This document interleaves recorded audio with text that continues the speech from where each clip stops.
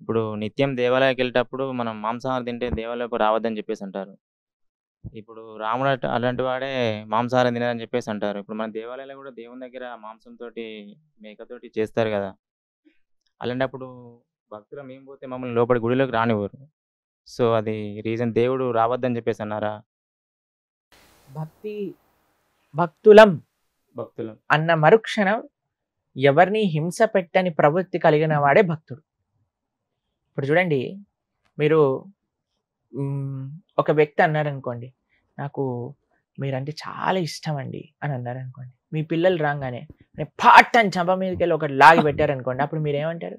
ఓ నా భక్తుడు ఇరా నాన్న తండ్రి ఏం పర్వాలేదు అంటారా? ఏమంటారు మీరు? అవును. జాగ్రత్తగా ఉండు, నా పిల్లవాడినని నువ్వు నా ఇట్లా పలకరిస్తున్నావు అంటారు. అంతేనా అండి? భగవంతుడికి కేవలం నువ్వు నేను మాత్రమే సంతానం కాదండి. భగవంతుడికి ప్రతి జీవి కూడా సంతానం. అందరినీ సృష్టించింది భగవంతుడేనా అండి? కాబట్టి ఏ జీవినన్నా మనం హింస చేసినప్పుడు మనం భగవంతుడి యొక్క భక్తుడిగా ఎలా చెప్పుకుంటాం? మనం చెప్పుకోలేం. భక్తి అన్న మరుక్షణం ఏ ప్రాణిని హింస పెట్టము. అది ఫస్ట్ భక్తుడికి ఉండాల్సినది. అహింస. కృష్ణుడు ఎన్నిసార్లు భగవద్గీతలో ఈ విషయం చెప్పారు. అహింస అహింస అహింస. తెలిసి తెలిసి ఎవ్వరికి ఇబ్బంది పెట్టకూడదు. ఇది ముఖ్యమైన విషయం. ఫస్ట్. సెకండ్ది, రాముడు మాంసాహారాన్ని తిన్నాడు. మీకు ఒక విషయం చెప్తాను. రాముడు అయోధ్య నగరంలో అయోధ్య నగరాన్ని విడిచిపెట్టి అరణ్యవాసానికి వెళ్ళేటప్పుడు ఒక ప్రతిజ్ఞ చేస్తాడు. ఏమంటారో తెలుసా అండి? మీకు ఒక విషయం చెప్పానా? రాముడు మాట తప్పడెప్పుడు. ఈ విషయం తెలుసా మీకు? ఆయన ఇచ్చిన మాట, తండ్రి ఇచ్చిన మాట కోసమే ఆయన రాజ్యం వదిలేసి వెళ్ళిపోయాడు. ఎవరిచ్చిన మాట? తండ్రి ఇచ్చిన మాట. ఇంకా ఆయన ప్రతిజ్ఞ చేస్తే ఎలా ఫాలో అవుతాడండి? రామ మాట రామ బాణం ఎప్పుడు వెనకాలకి వెళ్ళదు. అంతే కదండి. రాముడు ఒక ప్రతిజ్ఞ చేస్తాడు. నేను ఈ అరణ్యవాసంలో ఉన్నంత సమయం సాధువుగా నార బట్టలు వేసుకొని కంద మూలాలు మాత్రమే స్వీకరిస్తాను అని అయోధ్య నగరంలో ఉన్నప్పుడే ప్రతిజ్ఞ చేసి రాముడు వెళ్ళాడు. కాబట్టి చాలా మంది అరణ్యవాసంలో ఇక్కడ తిన్నాడు అక్కడ తిన్నాడు అని అట్లా ఏం ప్రమాణం లేదండి. సంస్కృతము శాస్త్రము చదవటం వల్ల అర్థం కాదండి. శాస్త్రము గురుముఖత విన్నప్పుడు అర్థమవుతుంది. ఇప్పుడు చూడండి, మీకు మెడికల్ కాలేజ్ బుక్స్ ప్రతి షాప్ లో ఉంటాయి.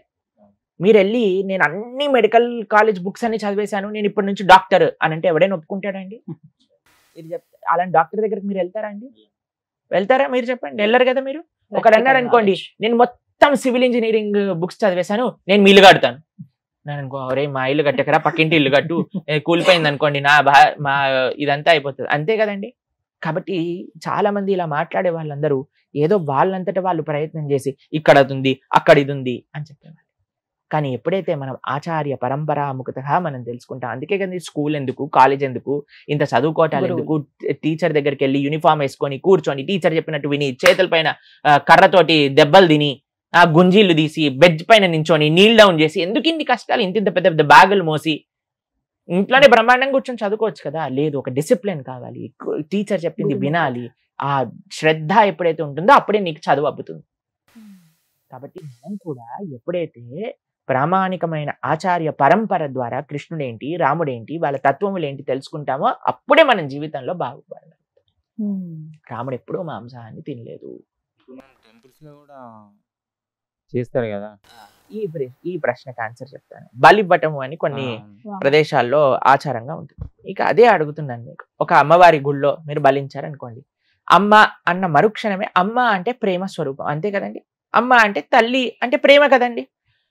ఒక తల్లి ముందెళ్ళి నువ్వు ఒక ప్రాణిని బలిస్తున్నావంటే ఆ అమ్మ యొక్క హృదయం బాధపడుతుందా ఆనందపడుతుందా? బాధపడుతుంది. అంతే కదండి. అసలు పశు బలి అని అంటారు.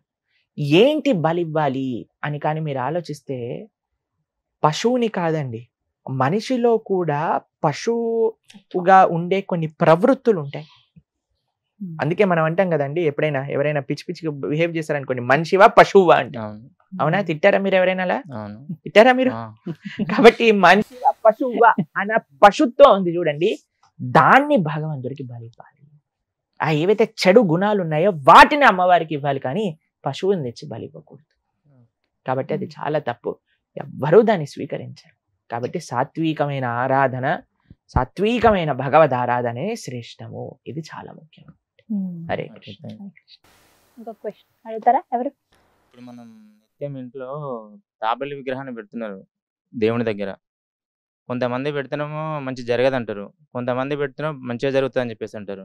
ఇప్పుడు తాబేలు విగ్రహం దేవుని దగ్గర పెట్టుకోవచ్చా? పెట్టుకోకూడదా?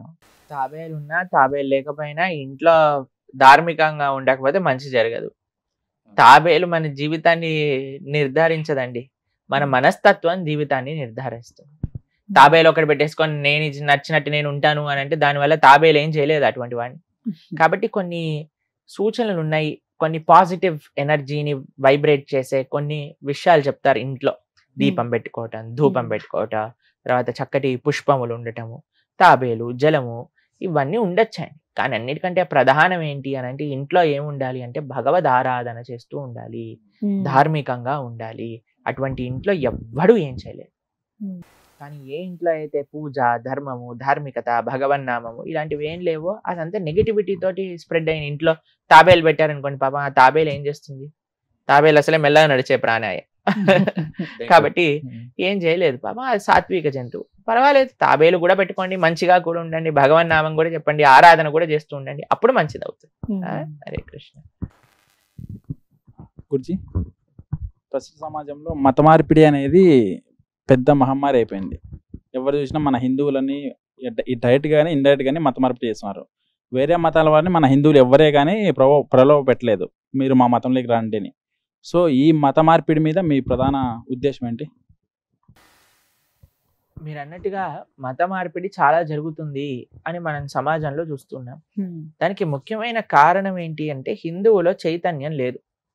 ఇప్పుడు చూడండి, నేను రేపు పొద్దున ఎవరైనా మీకు తెలిసిన వారు ఈ పక్కింటి వాళ్ళ ఇంట్లోనే ఒకరిని తీసుకొచ్చేసి ఈ రోజు నుంచి ఇదే మా అమ్మ అన్నారనుకోండి, మీరు ఏమంటారు? రే ఆ అమ్మని మార్చేసావేంట్రా? ఏం లేదు, ఈమె బాగా వంట చేస్తుందట, అందుకోసమే నా అమ్మ కావాలనుకుంటున్నాను అంటే ఏమంటారండి మీరు? వాడు ఎంత మూర్ఖుడు ఉన్నాడా ఇంకోడు.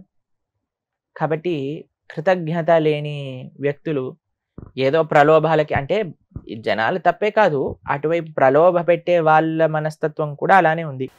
చాలా మంది మేము రీసెర్చ్ చేసాం, ఎందుకు వెళ్ళిపోతున్నారు అని అంటే చాలా మంది ఎందుకు ఈ మార్గంలోకి వెళ్తే డబ్బుల కోసం వెళ్ళిపోతున్నారు.